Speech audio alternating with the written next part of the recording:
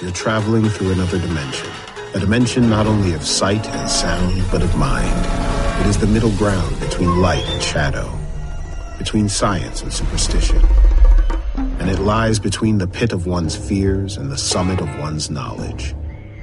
You are now traveling through a dimension of imagination. You just crossed over into the Twilight Zone. Hello and welcome to a bonus episode of Anthology, presented by ObsessiveViewer.com. I'm your host, Matt Hurt, and if this is your first time listening, Anthology is one man's examination of the Twilight Zone as a first-time viewer. Each podcast, I share my first impressions, analysis, and overall thoughts on Rod Serling's iconic series, one episode at a time. However, in this bonus episode series, I'm reviewing Season 2 of Jordan Peele and Simon Kinberg's Twilight Zone reboot on CBS All-Access, hosted by Jordan Peele. You can find more of Anthology as well as full episode archives at anthologypod.com. And if you want to contact me, you can use the Facebook page at facebook.com/anthologypod, tweet me at OVAnthologypod, or send an email to matt@obsessiveviewer.com. Finally, if you want to support the show and get access to exclusive content, go to patreon.com/obsessiveviewer and pledge a minimum of $1 per month for an exclusive RSS feed with content recorded specifically for Patreon supporters. In the Patreon special that I just recorded for in the pre-show for this episode of the podcast, I talked about some cool marketing stuff that I got from CBS All-Access for the Twilight Zone and Rod Serling's Playhouse 90 episode, A Town Has Turned to Dust, which I also reviewed in an early episode of the podcast, and I ranted a little bit about the world, so some decent content. Oh, I also yawned a lot in that recording, so if you want to hear me yawn, go to patreon.com/obsessiveviewer and pledge $1 for that RSS feed. Okay, so today on the show, I'm going to be discussing Among the Untrodden. It's the 5th episode of the Twilight Zone's second season, which premiered on June 25th, 2020 on CBS All-Access. And I'm really excited about this episode because it's one of the standout episodes of the season, I think. And I'm really excited to kind of talk through it and talk about it and dissect it the way that I do. So before I get into the actual review and everything, the writer of the episode, Heather Ann Campbell, who's at Heather Campbell on Twitter, she tweeted out the day that the season premiered, and she tweeted about how proud she was of this episode. And I just wanted to share those tweets because it's really just cool. It's cool. It's a cool look behind the scenes at it. So Heather Campbell tweeted, hello, please watch The Twilight Zone Season 2 premiering today on CBS All Access. The best thing I've ever written is in this season. It's called Among the Untrodden, and it's a thread, so I'm scrolling down. And it's the actual thing, thanks to the incredible directing by Tyarisha, and the fantastic performances by Abby Hearn and Sophia Macy. The thing they don't tell you about TV is that usually your script changes after you turn it in. But the producers on Twilight Zone Season 2 were extremely generous and supportive and allowed the script to film unaltered, and I'm so grateful. I'm proud of it and hope you enjoy it. Also, it's secretly an anime. And then she said, honestly, this might be the peak. Gotta note this in my logs. So it's just really cool to see tweets about the season and about the episodes from the creatives behind the scenes and how they feel about it. So I'm really excited to talk about it and hope I do it justice. I do agree. This was, spoiler for the review, I really enjoyed this episode. I think that it is a very good episode, and Heather Ann Campbell has every right to be super proud of it because it's some incredible writing. So I'll get to that in my review, of course. And that's all the pre-show stuff that I have to go over. Yeah, that's all the pre-show stuff. I was trying to think. Yeah, so let's just go into my review. I'm going to read a plot summary courtesy of CBS All Access. And then, of course, I'm going to be spoiling the episode in the review, so fair warning, there's not going to be a spoiler warning, there's not going to be a separate spoiler section or anything. I'm just going to spoil it outright. So if you haven't seen Among the Untrodden, go check it out and then come back and listen to the episode. So the plot summary courtesy of CBS All Access is: transfer student Irene's unusual interests make her an easy target at her new all-girls boarding school until she discovers that popular classmate Madison possesses a unique talent. This episode stars Abby Hearn as Madison and Sophia Macy as Irene, and they don't really have much in terms of credited acting roles. In fact, when the season pre the season premiere, before the season premiered on CBS All-Access, the news stuff that came out about each episode said introducing Abby Hearn and Sophia Macy. So this is kind of their first big credited roles in television and film. So that's pretty interesting. And writer for this episode is the aforementioned Heather Ann Campbell.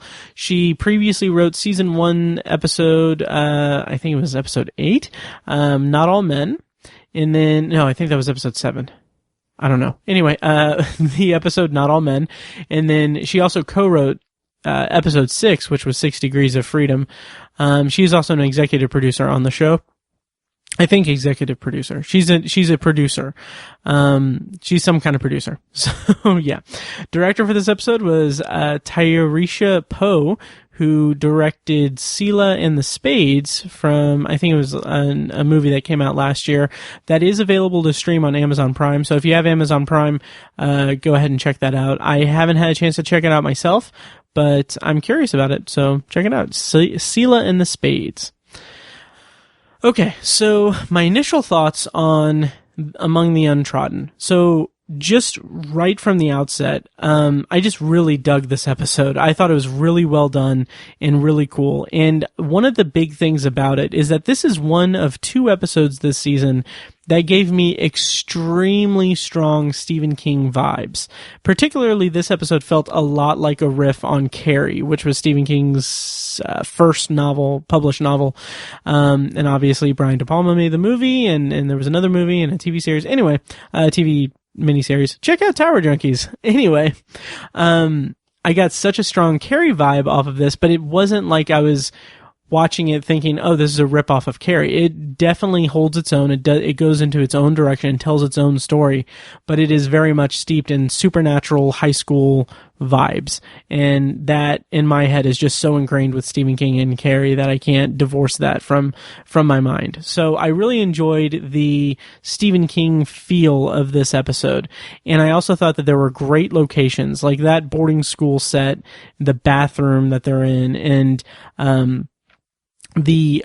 just the balcony also on the roof is just amazing. Really great locations that really made the episode really pop.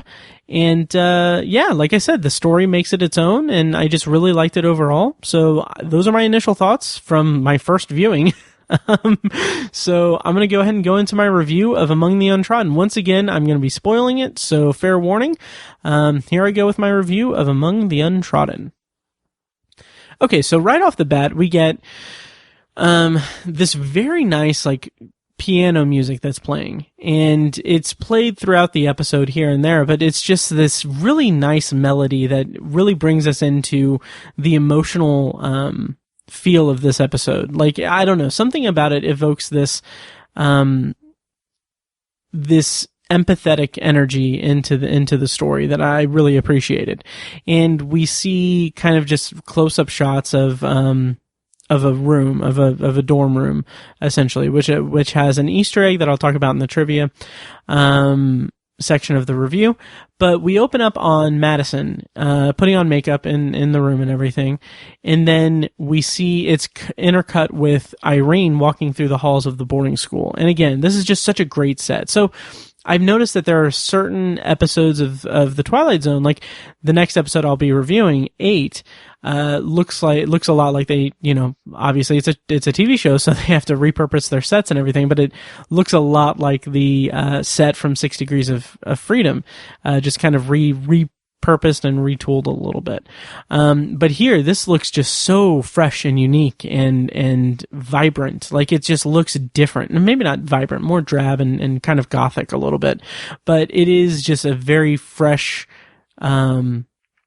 set for the show. And I thought it really, really, I almost said really tied the episode together. I'm kind of like Big Lebowski. Anyway, so in the classroom, we see Madison. She's bored. She's carving her name in her desk with the emery board, I think is what it's called, where the thing for the nails. I don't know. So she's carving her name on the desk, and that's when Irene enters the room, and the teacher introduces her, and Irene introduces herself. And I love this because she is just so awkward. Like, this is her character distilled down into her essence right there, is she is so awkward in this moment.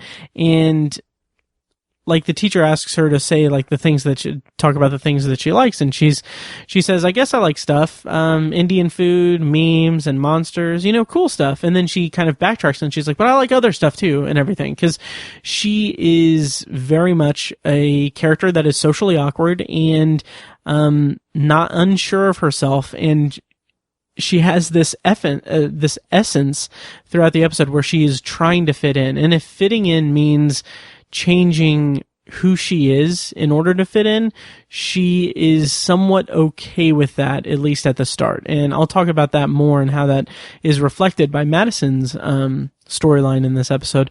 But I just love the energy of this scene where she's introducing herself to the class. Like, she gives off such a strong Elsie Fisher in 8th grade vibe. And I think that like, I say that as a huge compliment, because I thought Elsie Fisher in 8th grade was revelatory. Like, I thought that was an incredible performance. And this performance by Sophie Macy taps into that adolescent unsureness and awkwardness so authentically and naturally, and I really appreciate it for that. So we get the kind of exposition of the science fair project, and she says that her science fair project is going to be about psychic abilities. And then we get the kind of the girls, the mean girls of the episode, their reaction to her, and I was so impressed with the hideousness of the girls in this episode. Like, the meanness of it is so just kind of brutal. So Gwen whispers to Madison that Irene looks like she's going to be the world's first girl school shooter. And I thought, holy crap, that's brutal. Like, that's just really, that's just harsh, and that's brutal. So, Irene takes her seat, and I noticed this, that the teacher is talking about the poets that she's talking about. She references Wordsworth and someone else, and she mentions something about how the poets were into the deification of imagination, which I took to mean just how they made, they thought that imagination was godlike. And I thought that was a nice kind of hint at the twist of the episode at the end, because Madison is a godlike character in that she creates friends, and like, she created Irene and conjured her just so that she could have a friend. I thought that was a nice kind of clever, subtle hint at the twist of the episode. So Irene takes her seat, and Madison starts bullying her immediately. So Madison passes her a note that says, did you transfer from your old school because A, you're a slut, or B, you're a loser? And she has underneath it says circle one with a little smiley face. And then, just if that wasn't enough, she asks Irene, she whispers and says, do you need a pencil to answer it? And this I thought was really cool. This was a really cool shot. So it's a cool shot where she conjures the pencil, and it's pretty subtle too. So the pencil isn't in the desk when she looks. She takes her hand in the desk and looks for it. And then the camera pans up, to the books on top of her desk, and she's looking around on top of the desk, and the pencil's not there. And then the camera pans back down, and the pencil is now in the desk, in the little cubbyhole of the desk, and it's visible. So it was just a really cool single uninterrupted shot that I thought was just really cool. I didn't even notice it the first couple of times that I watched this episode. It wasn't until the third time I watched it I was like, oh, she conjured the pencil. Obviously, she did conjure the pencil because it disintegrates after a second, but I didn't notice that it had conjured in the desk at that point. So she throws the pencil at Irene, and she says, hey, your head got in the way of my pencil. Can you fetch it? And then the camera pans down, and we see that the pencil is disintegrating. So that in and of itself, that whole setup, that opening scene is really effective at just reeling us in. And I was pretty intrigued by what this episode was going to have in store for it, because it's just enough to whet our appetites and make us wonder, like, what does all this mean? Like, what does it mean that this pencil just disintegrated? And honestly, I really thought that this was going to be a more straightforward, kind of Carrie type of story. I thought that Irene was going to be someone who was bullied until she gets, revenge on the people who torment her. But it's not quite, the story isn't quite that, and I really appreciate the episode for that reason. So after this, we get the opening narration from Jordan Peele. And before I play the clip, I just want to mention that right before the opening narration started, I was thinking, like, when we see the scenes of the girls bullying Irene, I kept thinking that, okay, well, there doesn't even need to be a Twilight Zone element in this episode because high school is terrifying. And, like, I was just so wrapped up in the setting of high school, and I just thought, like, yes, this is, like, high school itself is terrifying. And then Jordan Peele read my mind, and here's the opening narration for Among the Untrodden. High school. It's a period that for most of us already feels like a waking nightmare. One in which we're lost in a maze, searching for ourselves. But what if, during this precarious phase of our development, you introduced a set of extraordinary powers? That's all it will take to send the student body of St. Mary's boarding school on a harrowing field trip to the Twilight Zone. So, a couple things about this opening narration. First, I like that Jordan Peele is just sitting at a desk in a high school classroom. I think that that's just, I don't know, that's kind of unique, or I don't know if I'd say silly, but it's just, it has this weird look to it, I guess. It's this, I don't know, grown man in a high school classroom is just kind of weird, sitting at a high school desk. Also, he's wearing another kind of different colored suit again. I think this one's brown. I like the variety in the wardrobe this season. I think that that's pretty cool. And of course, I love the writing of the narration. Like, I love how it, first of all, it points out that, high school is a nightmare, a waking nightmare. And I don't know. I just like kind of the simplicity of this opening narration. Like, what if during this precarious phase of our development, you introduce a set of extraordinary powers? That's all we get. Like, it's not like explaining, which is something that I'll talk about with the closing narration, because I think that was a little bit of a misstep. But this opening narration gives us as much information as we need and gets us primed for the episode as itself. So I really enjoyed that.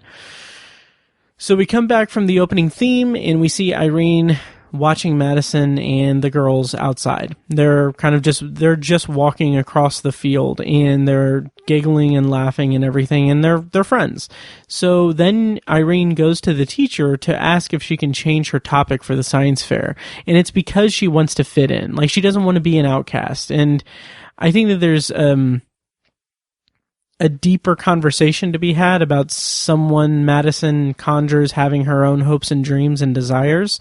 I think it speaks to Madison's power and her prowess with her power without knowing it, that she can conjure a person who has her own identity and wants and needs and everything. Or maybe it's just that she is supposed to be a reflection of Madison, and she's wanting the kind of struggle of this episode is that this entity that Madison has created, that this reflection of herself that she's created in Irene still wants to be the Madison that Madison is. I think that this episode plays with some really interesting kind of ideas of identity and acceptance and everything. I think it's really remarkable, and I'll talk about it later. So Irene does the tests and everything for the class, and then she grades them and sees that Madison got 0 correct. And when she goes to talk to Madison about it in the dorm room, outside the dorm room, I should say, it just captures the awkward teen dynamic so well in that scene. Irene, right from the jump, she's awkwardly knocking on the door. She's knocking several times without interruption, and it's like she doesn't know how to interact in a way that's not socially awkward. And it's just a nice little kind of subtle thing that she does with the knocking that just shows that she's not the same as everyone else. So when Madison's at the door, her friends in the background want to bring Irene into the room, specifically so they can just laugh at her expense. And Madison says no, or she kind of closes the door behind her a little bit to keep them away from Irene. And I think that that's an interesting kind of tell that Madison has deep down. She cares for Irene already, and she's trying to just subtly shield her from the influence of her shitty friends, essentially. So Irene starts to tell her about the test, but then on the same token of that about Madison, she's also posturing. Like, Madison tells her to spit it out and use her words. She's impatient and everything. So Madison tells her that this whole idea of powers and everything is bullshit. And this is her posturing. Like, deep down, she knows she's got powers, but she doesn't want to upset the life that she has or the kind of status quo of her life. And I think part of that, there's also another question to ask of whether or not Irene is the first person she's conjured. I would assume so, because I don't think that she doesn't know that I don't think that she is conscious of her powers necessarily. As conscious of them as, well, maybe she is. I don't know. It's kind of up in the air, but either way, Madison deflects and she makes fun of Irene, as a defense mechanism, and like talking about how she would be, like, how she would be, what it's like to be normal, or why Irene doesn't understand what it's like to be normal and everything. And Irene explains, it's funny because, like, Irene explains that normal in this scenario would be if Madison got 5 right on the test. And just that, like, the way that she says it and just the matter-of-fact kind of correction of that reminds me a lot of 8th grade and that kind of depiction of social awkwardness. But Irene goes on to say that Madison might have superpowers and might be suppressing them. And Madison kind of writes it off and says, no, see, I don't have your dumb nerd powers. And then that's when the conversation ends. And I think there's a deeper meaning to mine from this episode. I think that the episode's really about identity and suppressing who you are because you want to be quote unquote normal. And by extension, this episode is also about the pain and doubt that comes from letting yourself be who you want to be, as opposed to, letting yourself be who you're supposed to be, rather than who you think you want to be, if that makes sense. So I think that Madison and Irene are really interesting reflections of each other. So Madison is looking for a sense of belonging and her place in the world, despite being, like Jordan Peele says in the closing narration at the end of the episode, she seems like she has it all. She has friends, she's popular and everything. She's kind of a queen of the school, and everything. Like, nothing seems to really faze her or anything, even though deep down everything does. So in that case, she's looking for a sense of belonging and her place in the world because she knows deep down that she's different from other people. Whereas Irene is looking for the same. She's looking for that sense of belonging and a place in the world, but Irene is more willing to change and adapt and make concessions in order to fit in. So they're kind of two sides of the same coin. Irene is someone who wants to be accepted, wants to fit in, even if that means changing who she is at her core. Whereas Madison fits in and everything, but she is looking for something to define her, or she's looking for her thing. Like, she's looking for what she's meant to do or how she's meant to be, because she doesn't fit in, even though she fits in with the girls. So basically, both girls are teenagers who want the same thing, yet they go about it differently. And I think that the writing in this episode is just really great at demonstrating both of that, far, far better than I can explain it. Yeah. So Irene leaves the cards for Madison at outside of the door. And then Madison gets them and tests herself, and she gets a perfect score and is freaked out by it. And this is a really cool scene because I just love the energy that Abby Hearn brought to this realization scene from Madison. I thought that was really cool. So Madison then, in response to that, leaves a map for Irene to meet her in an abandoned bathroom. And she goes there, and first of all, just love the set decoration. It's dirty. It's covered with the graffiti, covered wall to wall with graffiti, and I really liked it. It's dark. It's very dimly lit and everything. I just really liked that. So Madison comes in, and she's confrontational. And that is Madison defending the sense of vulnerability that she suddenly feels. So she thinks, like, what's the trick? What are you doing? Why do you think I'm stupid and everything? And again, she's just defending this. It's a defense mechanism. She feels vulnerable for the first time in maybe a while, maybe ever. And Irene's response to this is to be excited about the prospect of Madison having powers. And she says, if it's real, it's like the coolest thing to happen to anyone ever. And like, her excitement is like dialed up to 11. And Madison says, just please stop talking, which I thought was interesting because Irene does. Like, she doesn't say anything, I think, for maybe the rest of the scene. And I kind of wondered if that was a demonstration of Madison's psychic powers, that she literally made Irene stop talking. So I don't know, but Madison opens herself up to the idea, but she's still guarded. Like, she says, like, she has this threatening scene at the end of the scene where she says, if this is a prank, I will ruin your life. Because she's still guarded. She's vulnerable. This is a teenager who's vulnerable, and I think that that's demonstrated really well in this episode. So we get kind of a montage of Irene setting up for the tests and everything. And I just want to point out that this has a needle drop of a song by Rose of the West called Roads, which I thought that it matched the momentum and the tone and atmosphere of this episode really, really well. It's a really cool scene and scored by a really well chosen song. So Madison arrives after Irene has set everything up for the test, and she just immediately says it's corny.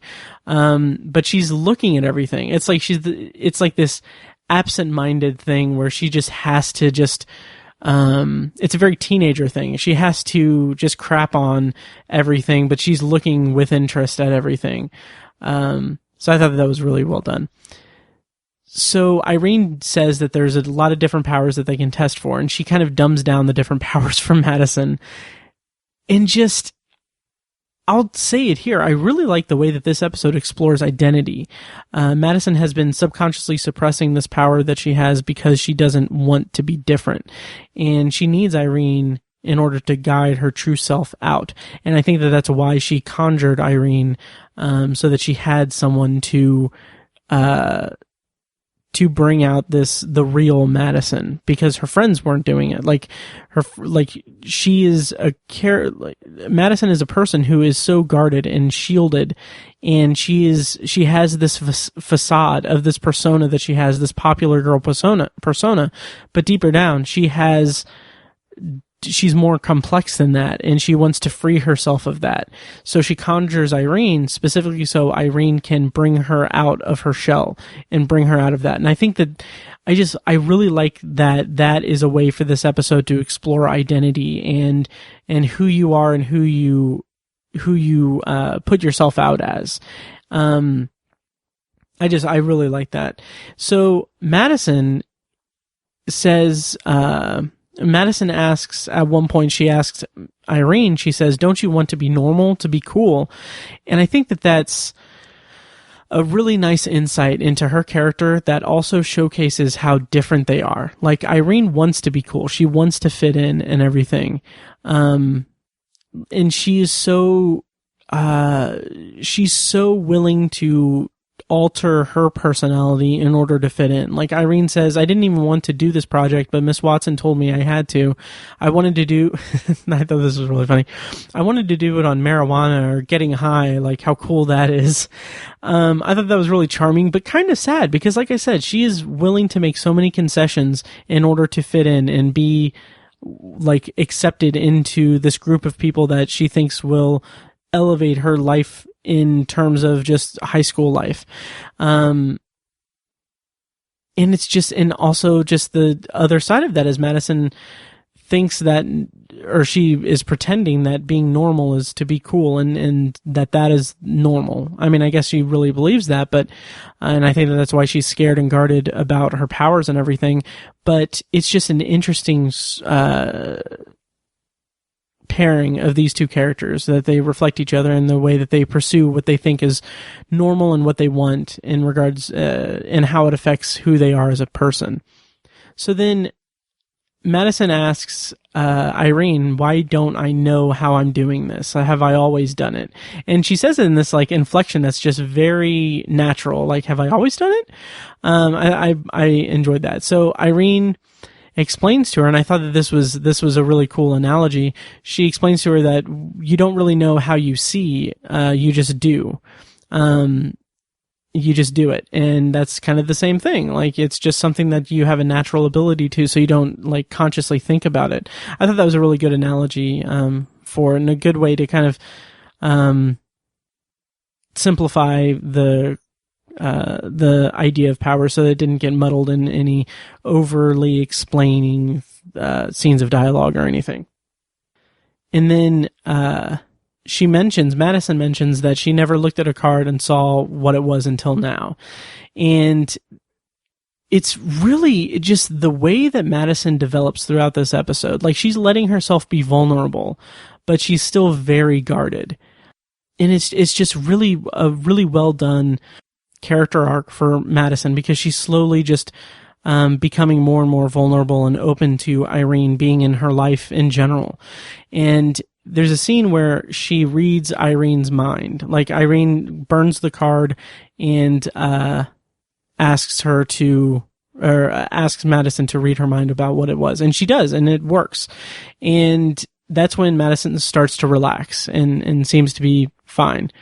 And then we get another needle drop of the song Top of the World by Kimbra, which I thought was another good needle drop. It complemented the whispers of the thoughts around Madison as she's walking through the cafeteria. And so, like, in the soundtrack, like, we have the song, and then we have Madison walking through the cafeteria slowly in kind of slow motion with her entourage, and we hear whispers throughout the cafeteria of the people whose minds she's reading. Like, someone says, "Oh, I stole Sarah's lunch money," or something, and it's all pretty tame stuff. It's nothing too severe. And then, so this I thought was kind of interesting. She goes up to a table where one girl is sitting, and Madison uses her power to see what the girl's lunch is, and I thought that was kind of silly. She's like, we're sitting here, why don't you take your tuna fish and french fries and go elsewhere? And like, it's said in a way that's like, oh, it's like she's getting her. She's freaking her out and everything, but it's like, it's such an innocuous observation, like, oh, she's telling her that she can see into her lunch bag and everything, but it's also like, okay, it's just, it's nothing too threatening or anything. But then, so like, that's the first interaction, and then immediately after that, she kind of redeems that by sharing the secret that this girl had watched her stepfather masturbate to QVC, and like, that just lands with such a punch. And then she doubles down on that and says, and watched him finish, and just that I thought was really cool, because we have this just really innocuous use of the power, like this weird faux intimidation tactic where she's showing her, or telling her that she can see what her lunch is. And like, that's silly in the moment, but then we immediately get just the bigger punch of it, and I thought that was really cool. So another example of Irene wanting to be popular is that she's trying to do makeup. She's looking at a magazine and she's trying to fix her makeup and everything.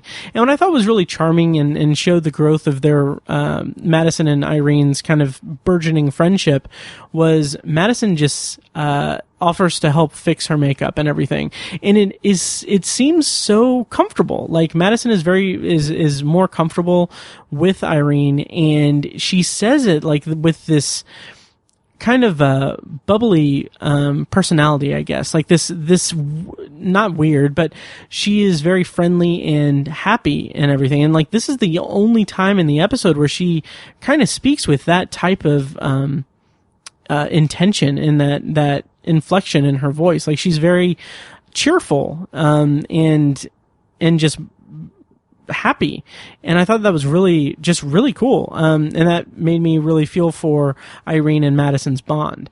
And so Irene tells Madison that she should do makeup tutorials, and Madison laughs that off because she says like, oh, like Gwen and Lisa and everyone else. And that I thought was really interesting because again, Madison has been so guarded and so afraid to be vulnerable. But this is her saying that she wants to stand out, or at least she's finally becoming someone who wants to stand out. Like she's realizing that this kind of culture that she's in with the mean girls at school is not something she wants to be. She wants an escape from it, which is obviously the theme of the season for each episode. So I think that's kind of an interesting use of that kind of theme throughout this episode. So the girls try to test Madison for telekinesis, and she can't do it. And she's pretty bummed, but Irene is still reassuring and everything. So Madison and Irene leave the bathroom together, and that's when they're interrupted by the teacher. But first, I'll say that Irene wasn't sure if she was supposed to go with her. Like Madison says, like, oh, like Irene says, I'll stay behind and clean up. But Madison says, oh, just blow out the candles. No one's going to come here. And then there's a pause, and Irene doesn't know if she's supposed to leave with her because she's still thinking of herself as an outcast and everything, and she doesn't see her and Madison as friends. So Madison's like, come on, you can, like, let's go, come on. And so they walk down the hall together, and that's when Madison tells Irene about the balcony and how they can't go up there anymore because I can't remember what it was. And that comes into play later, obviously, in a big way. But then they're stopped by the teacher. And this I thought was kind of, I don't know, I thought it was fine. Madison kind of flexes, and she threatens to tell the dean about the teacher's gambling debt and how she's been stealing money from the school in order to facilitate that. And on one hand, it's like, okay, that's fine, but it's kind of a weird, not weird jump. It's I don't know. I kind of have a problem with that type of thing with when you have psychic abilities in movies and TV that, like, their deepest secret just happens to be something that they can use to get them out of trouble, get the main character out of trouble or anything. I don't know. It just seemed a little convenient, but it's nothing. I don't know. It's a nitpick, but in terms of the filmmaking, I really like the lighting in this scene. The hallway itself is really dark. Like it is very, there's no lights on. It's 1 a.m. obviously, but the girls' faces are lit by flashlights, and it feels just a little bit eerie. Like when Madison kind of leans in and whispers the secrets to the teacher and everything, it just feels eerie. And this whole like tone of this scene and as utilized by the dark, dimly lit lighting in the scene is kind of preparing us for the tone of Irene's fall here in a few scenes later. And I just think that it was just really ominous and eerie.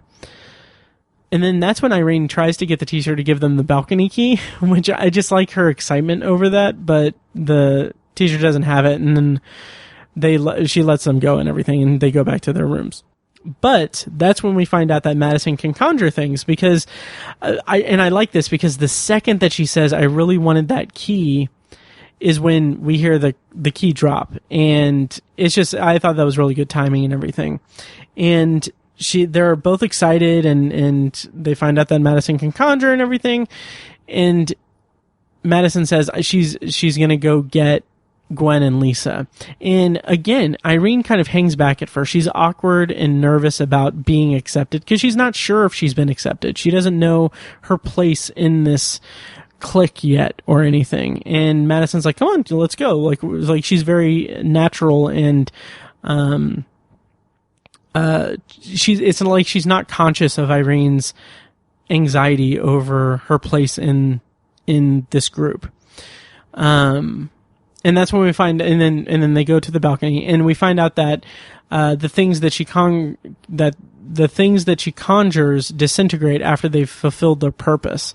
And seeing that, I really like the pacing of this, or the way that the episode unfurls these powers or reveals these powers. So seeing the pencil disappear at the beginning of this episode in the opening scene, and then later having the key disappear, and then adding like a little bit of an explanation for it later in the episode, is a really good way to just subtly and carefully set us up for the ending. I think that it set it up really well. Like the twist at the end, I thought it was hidden very well in the story, and I really like the pacing of how we're slowly getting the information about the disintegrations and everything.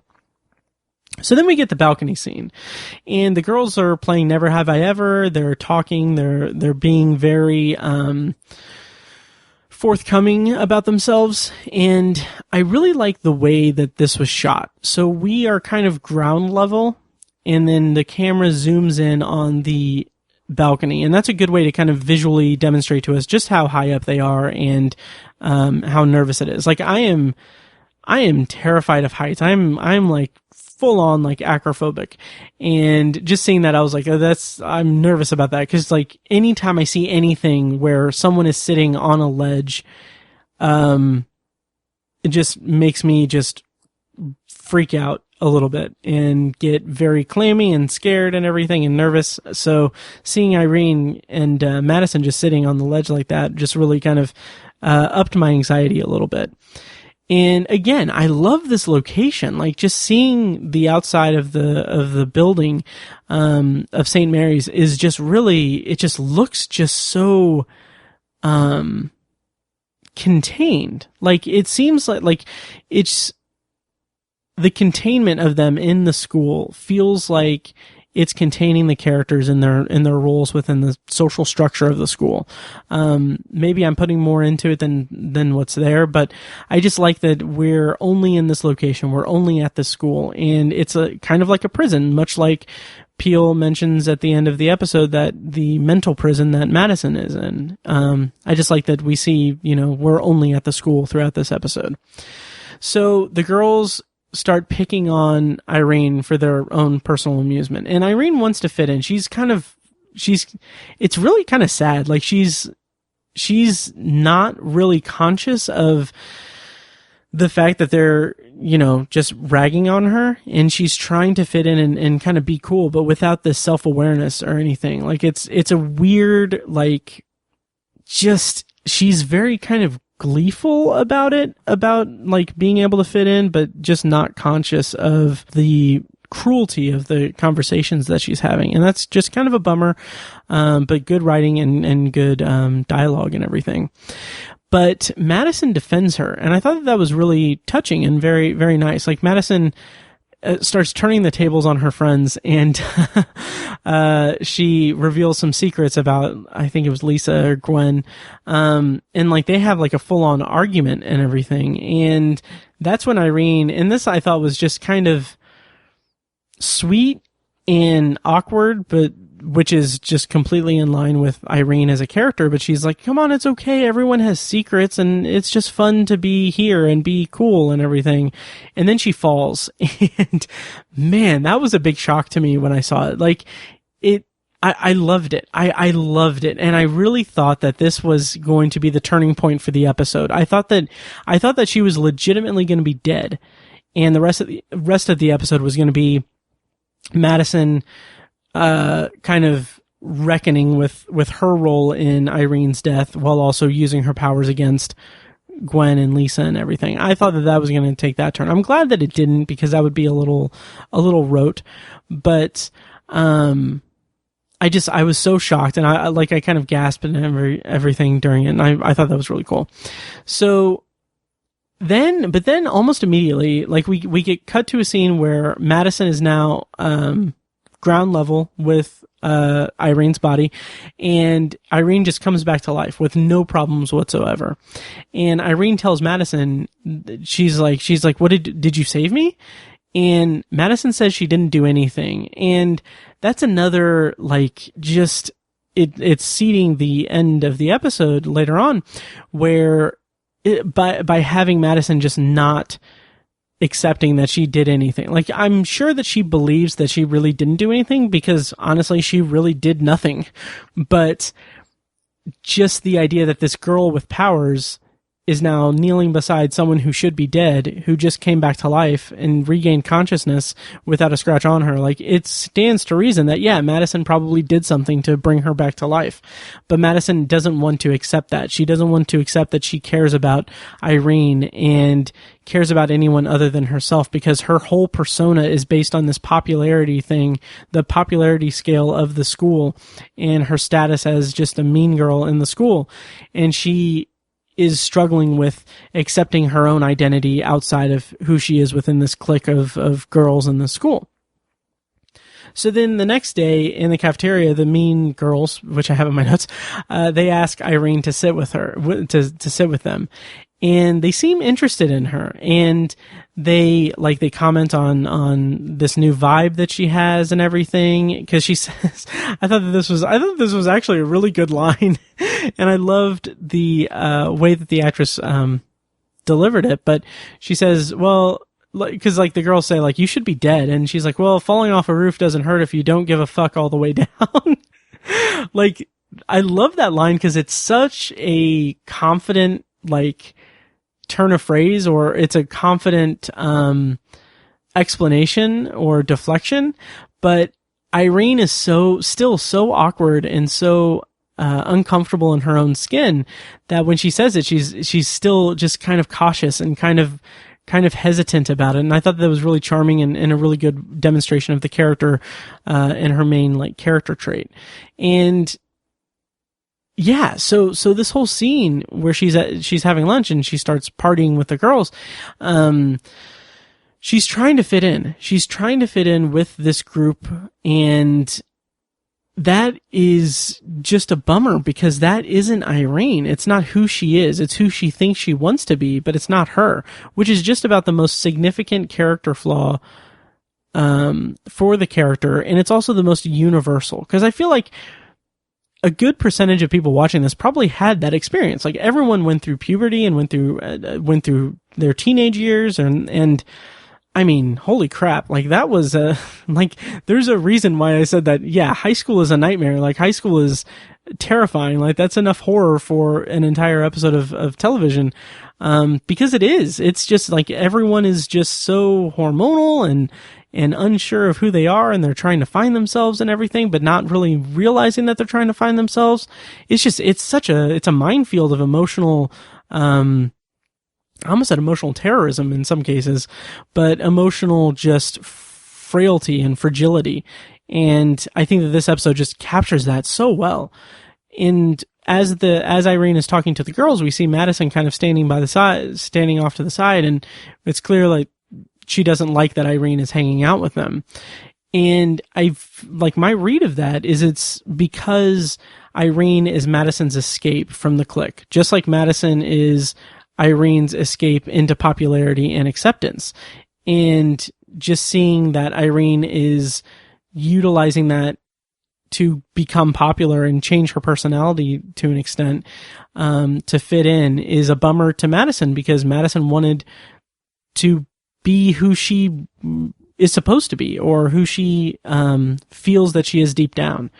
And just such good writing. Like, this episode is just phenomenal in terms of character development.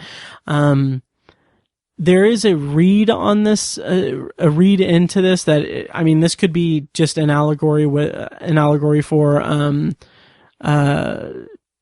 discovering,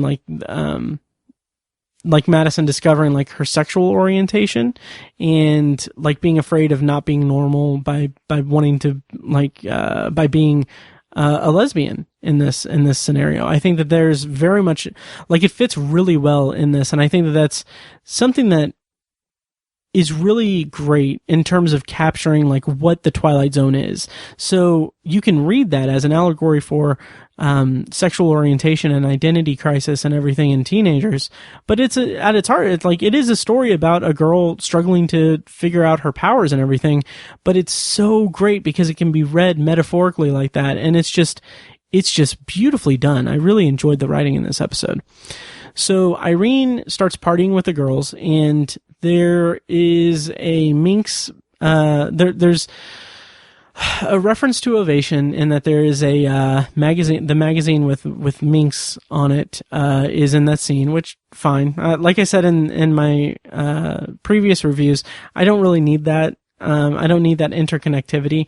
Also, I forgot to mention this, that the girls in the Who of You that Luntz walks past while is it Harry is in his mind, those girls are wearing St. Mary's boarding school jackets, so that's interesting. Fine.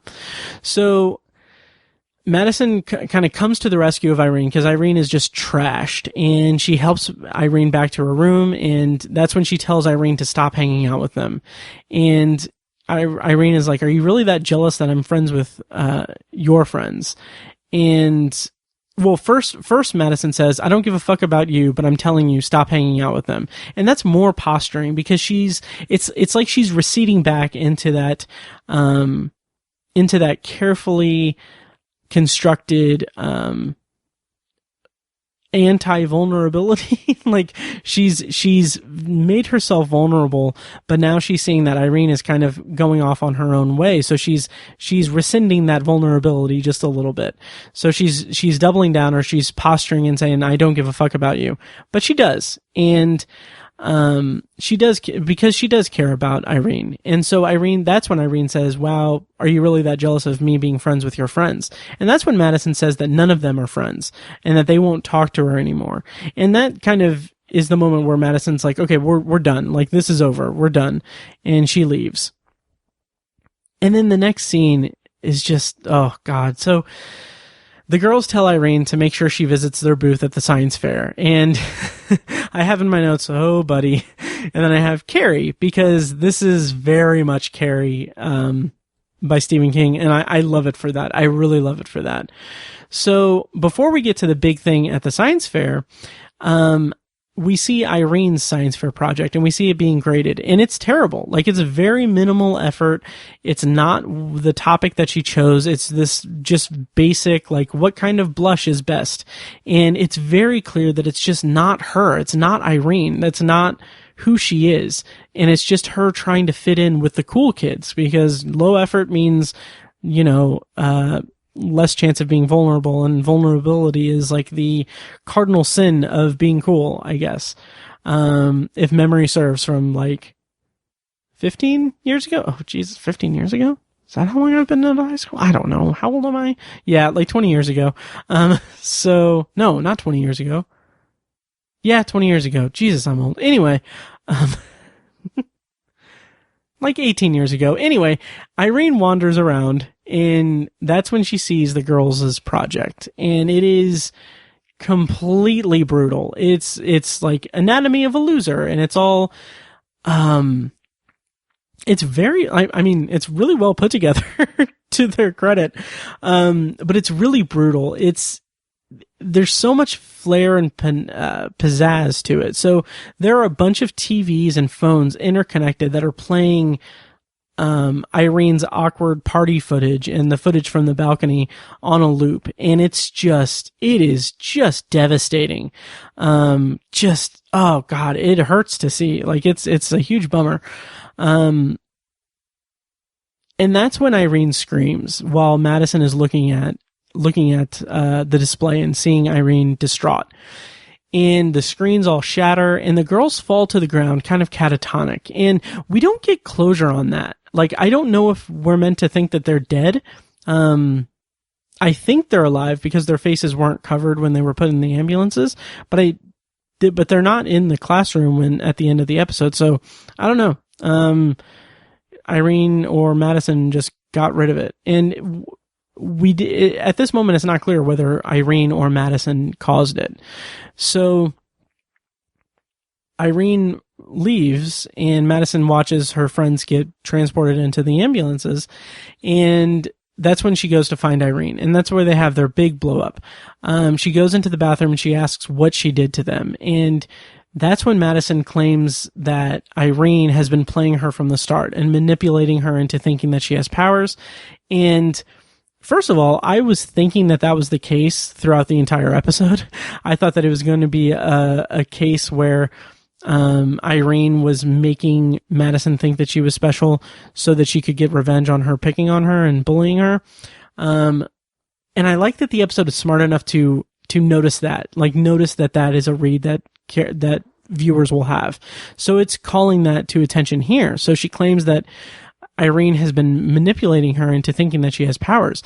And this is Madison overcompensating for the vulnerability that she feels toward her friendship with Irene and the possibility that she did cause the psychic outburst. And I think that kind of the big moment of Madison as a character is she yells at her and says, "You made me think I was special." And that's what it comes down to. She has never let herself be vulnerable. And she has finally let herself be vulnerable. And the first sign of trouble or any type of losing out on this connection that she has with Irene is too much for her to bear. So she's just this is her and her raw element. And she confides in Irene and says, "I wanted you to be some normal girl. I wanted a friend. Instead, I got this never-ending nightmare." And it's just, I like that because that's her reconciling this idea that she wants a friend. She's admitting that she wants a real friend. And this is the first time she really admits that out loud to Irene or anyone. And that's when I really love this, that Irene kind of comes into her own as a character in this moment because she calls her out on it. She asks, "Why is it so hard for you to admit that we're friends?" And she says that you're in all of this pain because you won't admit that you're different. And I thought that was incredible writing. That is incredible subtext. It goes back to my whole idea of this being kind of a metaphor for romantic, discovering your sexual orientation in high school, and realizing that it's not what you expected it to be. And I thought that it provided so much subtext. That one line, "You're in all this pain because you won't admit that you're different," that just is so powerful and so just beautiful. I love it. And so Irene asks, "Why won't you accept it? That we're friends?" And that's when Madison just confides in her more and says, "You're just going to hurt me or betray me or go away." And that's when Irene says that she never will and that she's her friend. And they agree they're friends. And that's when Madison hugs her. And that's when we get just such a cool ending. And just kind of, it killed me a bit because Irene starts to disintegrate. And in that moment, I was just floored. I was kind of blown away. And what I thought was just such a cool button on this scene, and also incredibly sad and tragic for this relationship here, is that Irene's last words were this realization. She's asking Madison, she's like, Madison, what's going on? And then she says, as she's about to disintegrate fully, she says, "You wanted a friend." In this realization, this voice of realization, that's why you conjured me. You wanted a friend. And then she's gone. I loved it for that. I really loved that. And then kind of the denouement of the episode is Madison is back in the classroom and she's alone in the cluster of desks. We see, shot from behind, we see a girl walking the hallway, kind of mirroring the scene in the first scene of the episode where Irene is walking down the hallway. And we see a new girl enter the classroom. And this girl is played by Skylar Radzian. I originally thought that it was another version of Irene, like that. I thought that Madison had just conjured an alternate version of Irene that would be kind of okay, well, maybe this one will work. But no, it's a completely different person. And then that's the end of the episode. We get Jordan Peele's closing narration, which I will play here. On the surface, Madison appeared to have it all. But on the inside, she was lost, alone. So she created Irene, a projection in every sense. One part wish fulfillment, another part confession, an unconscious cry for help from within her psychic prison. In the Twilight Zone. And this closing narration's okay. It's all right. It's a good button for the episode. It's a good kind of closing the episode kind of thing. But it also feels a little bit too explanation heavy. Like Jordan Peele says, so she created Irene, a projection in every sense. Like I feel like that's a little bit too much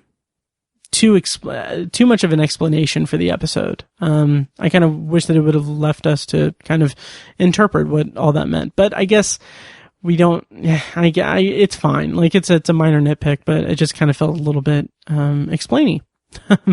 Is what I have in my notes. It's explainy. Okay, so as far as trivia and notes, I didn't have anything until today. I'm recording this July 7th, and today the Twilight Zone Twitter account posted a video that had Easter eggs from this episode. I think Abby Hearn was the one that introduced the episode, or the clip of the different Easter eggs. So I'll run them down a little bit here. So these are pretty subtle Easter eggs. So first we get the typewriter in the first scene. That's not very subtle at all. Of course, it's a Whipple brand typewriter, which of course is a reference to season 5, the Brain Center at Whipple's, from the original series, which Whipple is all over the place throughout this series. And then there are a couple of references to the original series in the party scene. And I thought this was interesting because you can barely see anything in the scene because it's all kind of out of focus and slow motion and, at like Dutch angles and stuff. But one of the beers is, King 9 Ale, which is a reference to season 2's King 9 Will Not Return. And then the bottle of vodka pouring into the cup is Bedecker vodka, which is a reference to season 1 episode Escape Clause. And the other two Easter eggs are both in the science fair scene. So there's a World War II helmet in the background that's apparently from season 3's A Quality of Mercy. And the final one is some props are lighting a light exhibit in the background as the teacher is walking through. That is from season 5 episode Uncle Simon. So yeah, a lot of those I've only seen King 9 Will Not Return and Escape Clause, so I did not pick up really anything except for the Whipple brand. So kind of interesting. I'll put a link to that video in the show notes of the episode, of course. And yeah, that'll do it for this bonus episode of Anthology. Thank you guys so much for listening. Overall, I thought that Among the Untrodden was one of the strongest episodes of the season. Really great writing, great character dynamic between the two main characters, really strong acting between them, and it went down some paths that I didn't expect it to take while having a very Stephen King influenced kind of vibe to it. And it just left me with a lot to think about in terms of just the character dynamics and the way that the characters kind of came out at the end. So really great episode. Really enjoyed it. Next time on the show, I think I'm going to take a short 1-week break from the bonus episodes, and I'm going to do a special one-off, in between seasons of the original series recording. I'm going to have my friend Tiny from Obsessive Viewer and Tower Junkies. He's going to come on, and he and I are going to review, Rod Serling's, 7 Days in May, which was a movie from 1964, I think.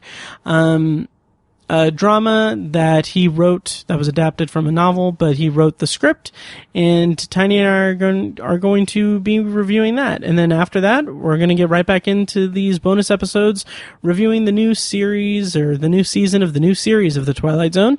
So next up, a week after next, will be the episodes 8 and A Human Face. So look forward to that in about a week and a half by the time this episode releases. And in the meantime, check out the episode that Tiny and I are going to record next week. So that'll do it for this episode of Anthology. Thank you guys so much for listening, and I'll see you next time.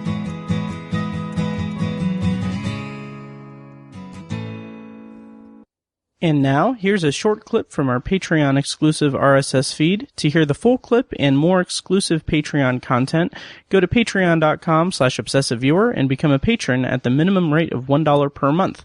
Thank you and enjoy. So, the guy in the video is yelling, "I feel threatened." Like he's just your typical white guy, douchebag, testosterone, like, fragile masculinity guy. And he's like, I'm just amazed by it because he's yelling, "I feel threatened," as he's balling his fist, puffing out his ridiculous chest, and advancing on the guy filming. Like, it's asinine. It is asinine. And I don't like this kind of reactionary thing where people are getting doxxed, on Twitter and everything, and like people are publishing their home addresses and stuff. Like, that's not cool. I don't like that or anything, but I did kind of get a little bit of schadenfreude glee out of this because he ended up getting fired from his job at an insurance company. And it's just like, yeah, because he's a fucking, like, he's unstable. Like, this person is unstable, and there should be consequences for these actions. Anthology is edited and produced by Matt Hurt and presented by ObsessiveViewer.com. For a full archive of our episodes, go to anthologypod.com/archive. You can also like the Facebook page at facebook.com/anthologypod and follow the show on Twitter at OVAnthologyPod. If you enjoy the show, please take a couple minutes to leave us a rating and a quick review on Apple Podcasts. This is the easiest way to support what we do, and all it costs is a little bit of your time. If you'd like to donate to the podcast, you can make a PayPal donation at anthologypod.com/donate or support us on Patreon for recurring donations and access to commentary tracks and B-roll audio recorded exclusively for patrons at patreon.com/obsessiveviewer. Every donation goes toward paying the fees to keep the podcast running and is greatly appreciated. Official Anthology merch, including shirts, mugs, phone cases, and more, can be found in the Obsessive Viewer's TeePublic store. You can find a link to the store in the show notes of this episode and at anthologypod.com/donate. Or you can simply search for Obsessive Viewer at tpublic.com. For information about the Obsessive Viewer's annual live event showcasing short horror films from local filmmakers, check out shocktoberinirvington.com. And for an archive of all our events, as well as news about potential future events, head over to obsessiveviewer.com/live. For more podcast content, you can find our flagship movie and TV review and discussion show, The Obsessive Viewer Podcast, at obsessiveviewer.com, and on Twitter at obsessiveviewer. You can also find Tower Junkies, a podcast where Matt and co-host Tiny share their love of all things Stephen King and his magnum opus, the Dark Tower series, over at TowerJunkiesPod.com and at TowerJunkiesPod on Twitter. And finally, check out The Secular Perspective, Tiny's side project podcast, which tackles current events and life's big questions from the perspective of secular hosts Chad and Amanda at thesecularperspective.com. Bumper music for this podcast comes courtesy of As Good As It Gets, which can be found at facebook.com/asgoodasitgetsband. You can also find As Good As It Gets music on Spotify, Google Play, and iTunes. Thank you so much for listening, and we'll see you next time. Kitty! You wanted a friend. Oh my god, I mean...